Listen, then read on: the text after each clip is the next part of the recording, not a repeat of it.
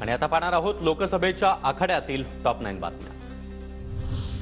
पुण्याचे महायुतीचे उमेदवार मुरलीधर मोहोळ यांच्या प्रचारासाठी पंतप्रधान मोदी यांची सभा।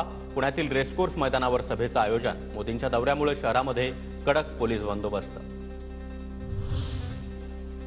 मुख्यमंत्री एकनाथ शिंदे यांना ठार मारण्याचा डाव ठाकरेंनी चाकला होता। शिवसेना नेते राजू वाघमारे यांचे ठाकरेंवर गंभीर आरोप। उद्धव ठाकरेंना आदित्य ठाकरे यांना मुख्यमंत्री करायचं होतं, वाघमारे यांचा आरोप।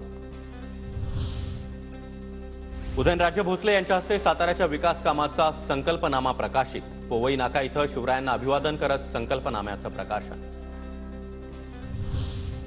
अरविंदर लवली यांचा दिल्ली काँग्रेस अध्यक्षपदाचा राजीनामा। दिल्लीमध्ये आम आदमी पक्षासोबत आघाडी केल्यानंतर काँग्रेस पक्षातील धुसफूस समोर। आपसोबत युती केल्यानं लवली यांचा राजीनामा। काँग्रेसचे माजी आमदार आसिफ मोहम्मद खान यांना धक्काबुक्की। अरविंदर सिंग लवली यांच्या समर्थकांकडून धक्काबुक्की। बोरिवलीमध्ये उत्तर मुंबई लोकसभेचे उमेदवार पियुष गोयल यांचा भव्य रोड शोमध्ये आशिष शेलार, गोपाळ शेट्टी, प्रवीण दरेकर यांच्यासह अनेक भाजप नेत्यांचा सहभाग। पाहुण्यांचा पाहुणचार खूप केला, आता त्यांना घरी पाठवण्याची वेळ आली आहे। वैशाली दरेकर यांचा श्रीकांत शिंदेंना टोला। कल्याण लोकसभेमध्ये महायुतीचे उमेदवार श्रीकांत शिंदे विरुद्ध महाविकास आघाडीच्या वैशाली दरेकर यांच्यामध्ये सामना। ठाकरे गटाच्या ठाण्याचे MK माडवी आणि अनिल मोरे यांना 2 दिवसांची पोलीस कोठडी।